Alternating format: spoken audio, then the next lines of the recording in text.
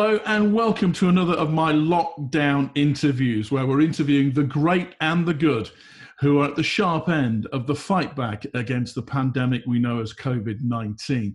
And this time we're talking to a local businessman who's struggling to keep his business alive despite having a fantastic Peterborough business for the last 30 years.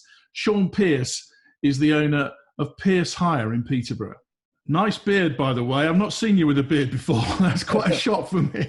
It's taken a little while to grow. It's a lockdown beard, so it'll probably come off at the end of it if we're still about by then, yes. Yeah. Now, for those people that don't know, you've got a lighting, audio, rigging business. You provide stages for various events. And of course, that business is all gone, I suppose, hasn't it? So how have you coped? Have you had to furlough your staff? Yeah, well, basically, we was on for a record year up to the beginning of March, and we ended up winning the award for Favourite Power Company of the Year, which is something we've been chasing for a long while. And then the COVID-19 came along and changed all of that. And then March, we furloughed all the staff on the 30th of March, and then after that, the phone just went, and everything just disappeared. We lost sort of, in the space of 4 weeks, £2 million went, and then another sort of £500,000's gone. Since then, just all regular, everything from the Forestry Commission concerts to the Classic Ibizas, all the showground work, everything we do across the country, just one after the other, because as soon as the social distancing, the public gathering, as soon as the lockdown came in, everything we do, I mean, things like we do, locally we do things like Peterborough Beer Festival, the British Bird Watching Fair at Rutland Water is quite a big thing we do, not a lot of people know about, but that depends on international travellers coming in, and obviously all that stopped as well. So at the moment, our calendar is pretty clear till after September, and it's not looking a lot better after that because we've had a load of Christmas work cancelled, Christmas markets and stuff like that. So our season really won't reset until April, May next year. Everything's just literally gone. The only things we're surviving on at the moment, there's some outstanding. We do a little bit of sales. There's some school work that's starting to pick up for testing and stuff as the schools go back. And we've been lucky because we do a lot of power and generators. We've worked with a local company, GL Events, previously Snowden's, and we've done some Nightingale Hospital work down at Bristol. We've done some screening tunnels for Amazon and various bits like that. But if I said the work we've done since the end of March doesn't even cover one of the big events in terms of value, that's where we're at. We've currently got 24 staff furloughed. There's me and one other here just sort of holding the fort. Been quoting things for this year, but as this year goes, it's basically a write-off, and we're not really looking to do anywhere near what we're doing until sort of May this time, well, May next year, really, May 2020. Yeah. So you've got help from the government to furlough your staff, but people quite flippantly talk about businesses, falling through the gap. This is a huge business you've got. How do you keep your business going? How do you live? Because you've had no help personally, have you? Or no help for the actual business? The furlough is good for the staff in the long term. In the short term, it's been really good for them. But obviously, in the long term, it's going to be difficult because when that sort of runs out in October, if we have no work by then, we are going to have to make some tough decisions, which is not nice.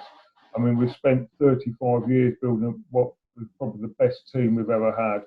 We've taken on 3 more project managers prior to this to cope with additional business this year.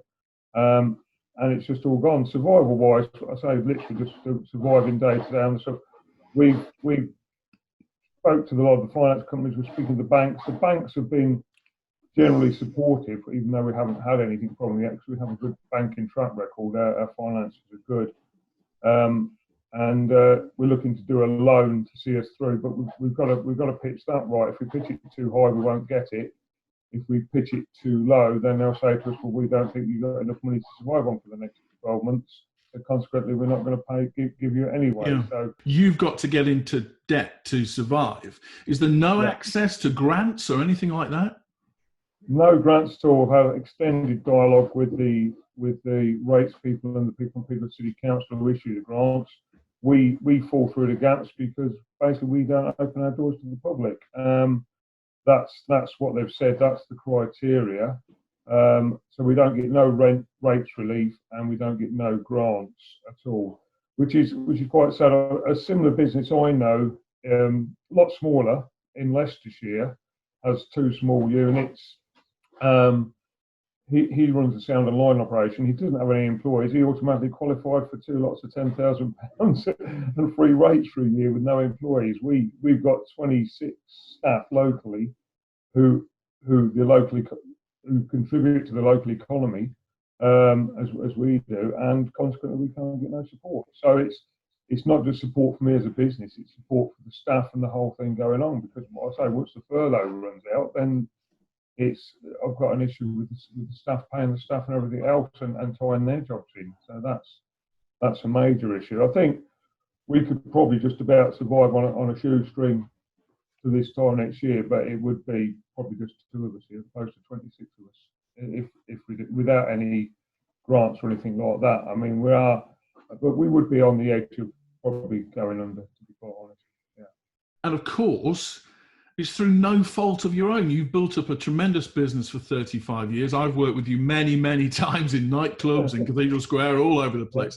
And, this is not your making. I mean, the rules seem incredibly arbitrary, unfair. Some people get, some people don't. And good businesses like yours, are put at risk. I mean, what do you think to it all? I think the system isn't good. The system is a bit unfair. We've been told, I mean, it was only just before Christmas, the bank came in and the account said, you've got a great business, you're making a reasonable profit for the size of business you are, you're employing people, you're doing everything. We're doing everything right. We've told that, and it's like great. And obviously that came through when we won the award back in sort of end of February, early March, to show we was doing everything right. We're taking off, we have great client relationships, we've got clients going back 30 years. But we just fall through the gaps because we don't. What happened was when the lockdown came along, the government shut everything down for public gatherings, and this included corporate stuff that we also do. And they said we're going to give money to like the pubs and the clubs. The most frustrating thing I find is casinos and betting shops fall into that category for receiving financial support. Now, I've never been into a casino that doesn't make a lot of money, but we've got nothing coming in. We don't qualify for any sport, not even any rates relief. So, which is quite bad because we pay around 40k a year rates alone.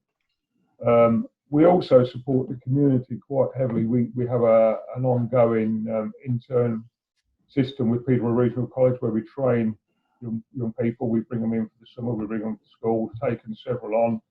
Several previous youngsters have gone on to do their own thing, gone either freelance or set up their own business after coming to work for us. We train a lot. We do a lot of community support. We've done a lot of stuff. We supported my daughter's at Phoenix School. The company used to support school trips, sponsor the Phoenix Ball and everything every year. We do, and we get asked to do various things, and we're quite happy to sponsor and put a lot back into the community. It must be heartbreaking to have worked so hard to build a business up and to be on the cusp of losing it all. All those employees, all that stuff you've built up. You mentioned all the things you do in the city as well, and the people you support. All that will go if you disappear. How confident are you can survive? Tricky.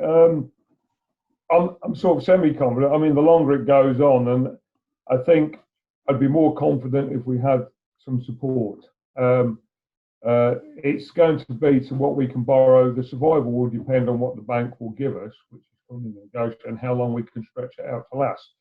We've been told by the local authority that we fall into the leisure industry, and no dispute about that. But where it falls down has been open to the public.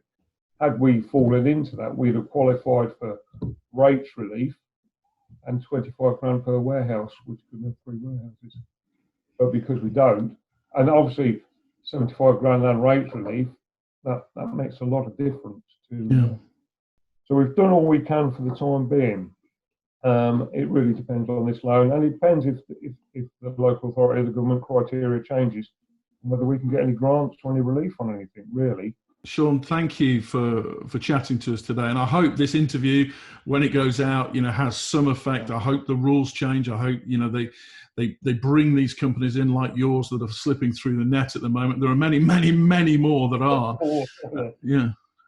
It would be a shame for Pearce Hire. It'd be a shame for Pearce Hire not to be here in a year from now, after doing so much good in the city over the last 30 years. So Shaun, thank you for joining us today. Lovely, Paul. Thank you very much. Thank you for your time. Very much appreciated. Thank you. That's Shaun Pearce from Pearce Hire, struggling to keep alive during the pandemic due to a lack of help from government, a lack of grants. Another company falling through the net, an iconic Peterborough company that's been around for 30 years. Can we allow companies like that to fall through the net and disappear? Will our economy ever get back on track if companies like that do disappear? It's a question for government, it's a question for local councils and politicians. Hopefully not, fingers crossed. Thanks for watching. That's another lockdown interview.